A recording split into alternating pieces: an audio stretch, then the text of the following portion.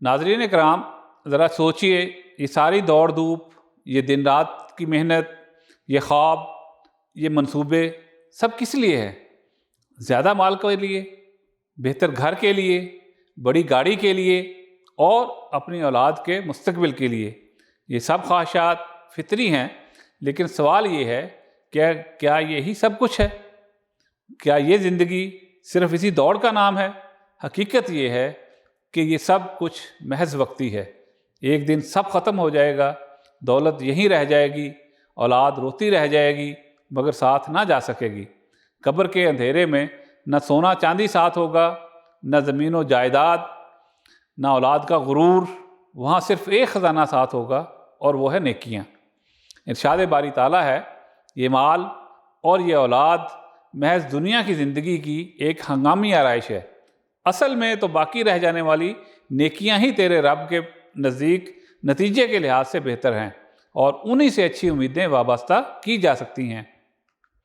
ناظرین، یہ آیت ہمیں جھنجھوڑتی ہے۔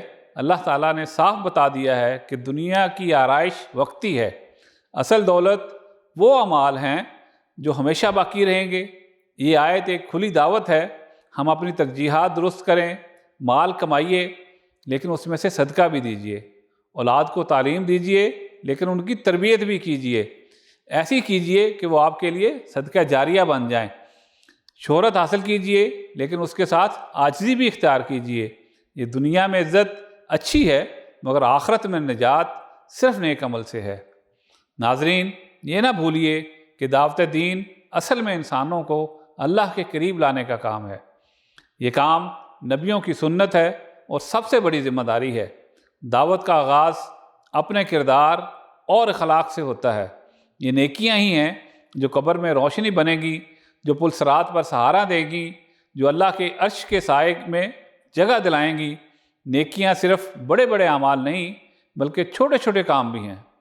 حق بات کہنا، کسی کو درست مشورہ دینا، کسی غریب کو کھانا کھلانا، والدین کے پاؤں دبانا، یتیم کے سر پر ہاتھ رکھنا، کسی مظلوم کا ساتھ دینا، یہ سب وہ اعمال ہیں جو اللہ کے ہاں محفوظ ہوتے ہیں۔ سوچئے ناظرین، ہم اپنی کمائی کا کتنا حصہ دنیا پر لگا رہے ہیں اور کتنا آخرت کے لیے محفوظ کر رہے ہیں۔ ہم اپنے بچوں کی دنیاوی تعلیم پر لاکھوں خرچ کرتے ہیں لیکن ان کی دینی تربیت پر کتنا سرمایہ صرف کرتے ہیں۔ ہم اپنی جیب سے دنیا کی نمائش کے لیے ہزاروں نکالتے ہیں لیکن کسی محتاج کی مدد پر ہمارا ہاتھ کیوں کانپ جاتا ہے؟ یہی وہ دعوت ہے جو یہ آیت ہمیں دے رہی ہے کہ ہم اپنی زندگی کا رخ بدلیں، دنیا کے کھیل سے نکل کر آخرت کے سفر کی تیاری کریں۔